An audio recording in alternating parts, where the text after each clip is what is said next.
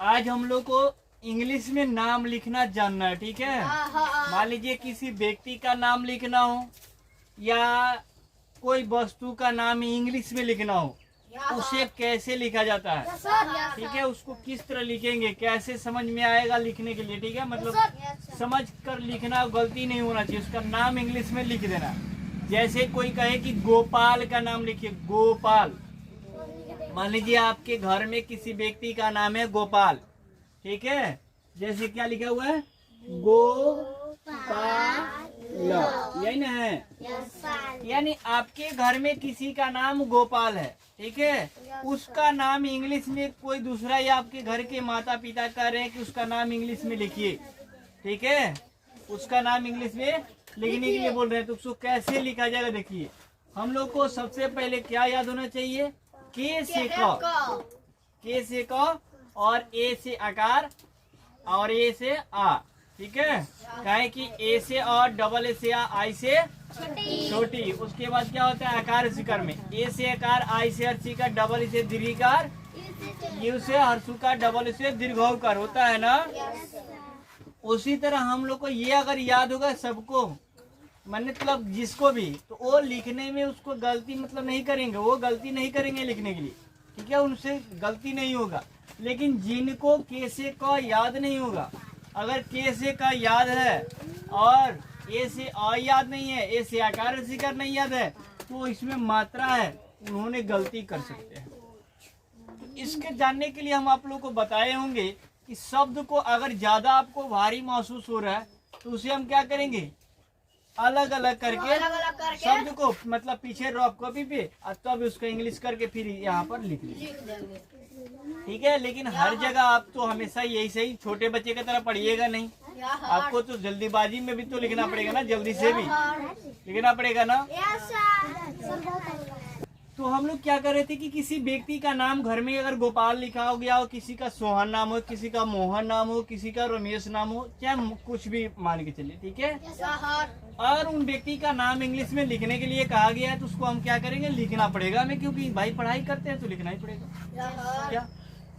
तो इसके लिए कैसे का और ऐसे आकार शिकार याद होना चाहिए ना। देखिए, हम आपको एक तरीका बताते हैं। तरीका क्या है कि आप अपने पीछे कॉपी पे, मतलब पुराना जो रद्दी पेज है उस पर इसको लिखिए, ठीक है। अलग अलग गा और गा को क्या करेंगे, गा अलग कर दिए। ये ओकार की मात्रा है ना, इसको भी अलग कर देते हैं, ठीक है। ये क्या है, प है तो प को भी ले रहा है, और प है तो इसमें क्या करेंगे, आकार है तो आकार का भी अलग कर दे रहे हैं, ठीक। और उसके बाद क्या लिखा गया है, ल। अब तो एक एक हमारा छोटा छोटा हो गया। जिसे क्या होता है, जिसे क्या होता है, गौ। और इसका स्पेलिंग क्या होता है, ओ होता है ना। आई से हर्षिकार, डबल ई से दीर्घिकार होता है।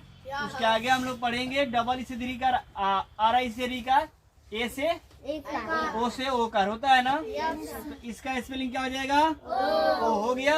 ये क्या है, बोले नहीं बोल रहे हैं क्या आप लोग, क्या है, प है ना। पी से क्या होता है, और इसका स्पेलिंग क्या होगा, ए। क्या हो जाएगा, और ये क्या लिखा गया है, ल है ना। एल से क्या होता है, ल। मीनिंग लिख दिए सबका, लिखाया है। इस प्रकार से हम अलग अलग करके आसान कर लिए ना। अब इसी का नाम हम एक जगह कर देते हैं, मतलब GO P, उसके बाद क्या लिखे थे, ए, उसके बाद गोपाल लिख दिए, लिखा गया। इसी तरह हम छोटे छोटे करके सीख जाएंगे पढ़ने के लिए, मतलब इंग्लिश में नाम लिखने के लिए। पढ़ने भी आ जाएगा, मतलब किसी का नाम अगर इंग्लिश में लिखा हो तो पढ़ने भी आ जाएगा और लिखने भी आ जाएगा, ठीक है।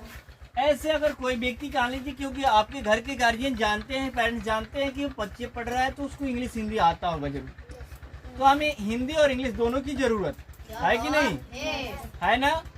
तो इसके लिए हमें के से क, ए से आकार, आई से हर्षिकार, ये सब याद होगा। उनको पता होगा कि वो कार में ये मीनिंग लिखाता है, आकार में ये मीनिंग लिखाता है, तो वो इंग्लिश में नाम लिख लेंगे, गलती उनसे नहीं होगा, नहीं होगा ना। नहीं सर। अब एक और नाम लिख के हम आपको बताते हैं। एक और नाम क्या है, जैसे छोटा करके हम आपको बताए थे, उसी तरह मान के चलिए किसी का नाम लिखा गया है रमेश। क्या लिखा गया? रमेश। सर, ठीक है, यही ना है जी। Yes sir. मान लीजिए आपके घर में किसी छोटे भाई का नाम या किसी बड़े भाई का नाम, ठीक है, उसका नाम रमेश है। आपके बड़े भैया ने क्या बोले कि बाबू तुमने मतलब पढ़ने जाते हैं, ठीक है, तो इंग्लिश में मेरा नाम लिख कर दिखाइए। तो क्या कीजिएगा? बोलिएगा कि हमें नहीं आता है। नहीं आता है। आपको लिखने तो सीख गए हैं ना, यस सर। तो लिखकर तो दिखाइएगा ना जी। Yes sir. गलती तो नहीं होगा ना। नहीं सर। तो देखिए इसी तरह हम क्या किए, जिस तरह इसको गोपाल को अलग अलग किए थे, उसी तरह पहले रफ कॉपी में, मतलब पीछे रफ कॉपी में जो खराब पेज है उसमें हम क्या करेंगे, तो लिख लेंगे। Yes sir. आज सो गया सब कोई ना, आवाज बोलने में नहीं आ रहा है नहीं सर। तो बोलिए, थोड़ा सा बोल, जो पूछ रहे हैं बोलिए। अब क्या लिखा गया, इसको अलग कर लेते हैं। क्या लिखा गया? र के अलग, एम म को अलग, ठीक है। अब म में ही एक आ रहा है तो इसको पहले अलग कर देते हैं, उसके बाद, ठीक है।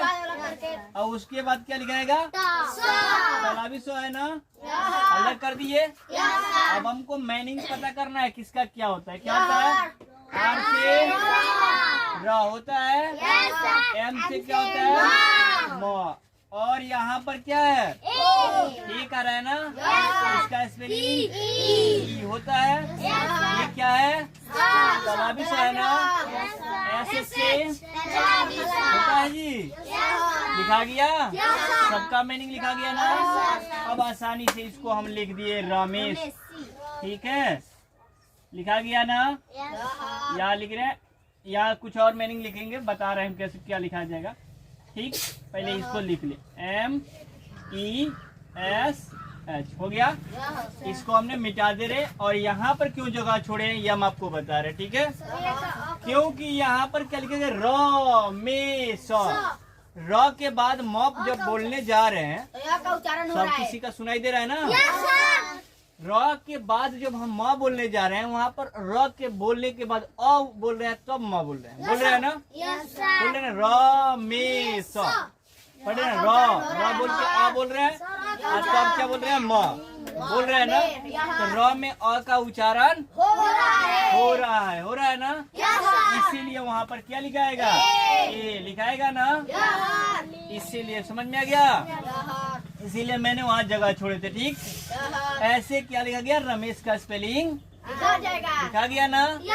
नाम तो इंग्लिश में लिखना जान गए। सरल तरीका है, बिल्कुल आसान तरीका है, लेकिन सबसे जरूरी है कि मेहनत करना।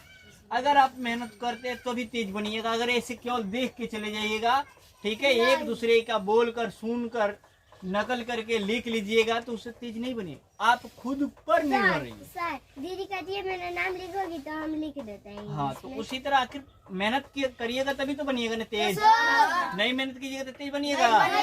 कॉपी पे आप, एक बात होती है, हम बोर्ड पे ये कलम लिए हैं, ठीक है, और यहाँ रख दिए, क्या चल रहा है? चल रहा है? नहीं चल रहा है ना।